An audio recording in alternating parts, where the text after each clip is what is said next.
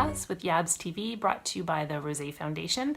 I am Kate Boorman, and I am back to follow up on my last video that was giving you a few tips and tricks for how to impress your teacher and help you avoid the dreaded red pen. We already established that that is a metaphoric red pen. So last week I talked about passive voice versus active voice, filter words, and showing, not telling. And give you a few examples for you to try and then possibly submit to me along with a picture of your dog. I did not receive any pictures of dogs, which is super disappointing. However, I do have a couple of submissions to share with you as examples of passive versus active voice and also filter words. So let's get started. Oh, but first.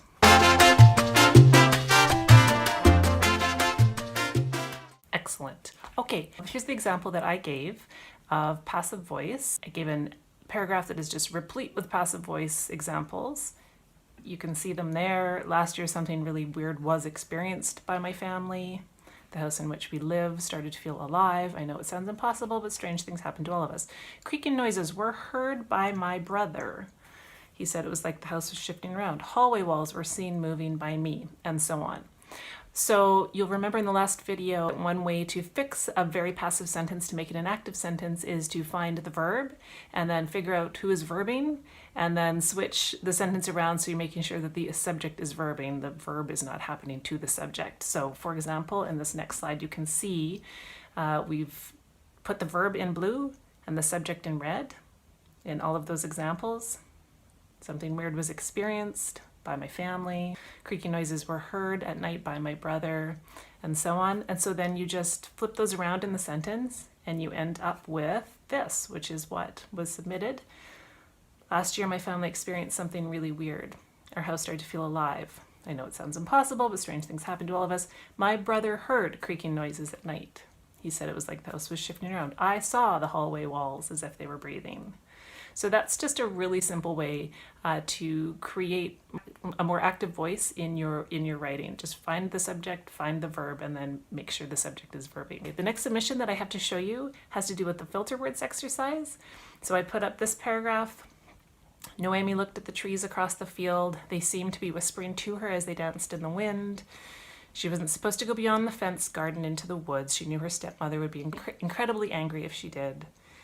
Noemi's hand went to the latch of the garden gate anyway as she watched the trees beckon to her. It seemed as though their call was getting urgent. So if you'll remember from the last video, filter words are words which distance the reader from the character's experience. So things like seem, heard, thought, felt, all of that sort of thing.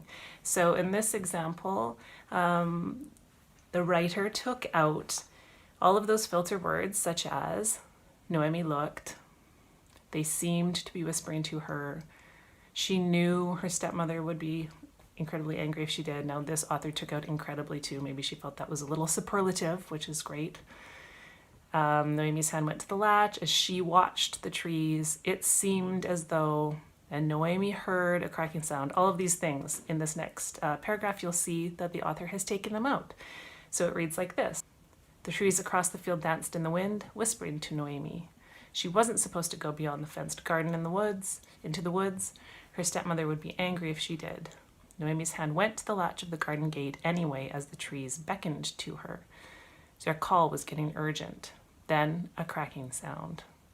All at once, the trees weren't moving with the wind. So you can see that the author has removed all of these sort of superfluous words that don't really add to the experience of the paragraph. In fact, they bloat the prose and just make it a more distant experience.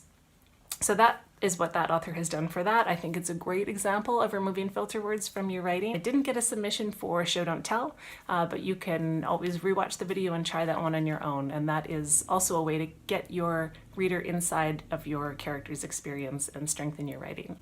So I hope that helps. Thank you so much for watching. Thank you very much to Matthias and Dylan for submitting those great examples. And stay tuned for the next Yabs TV. And Izzy will dance you out.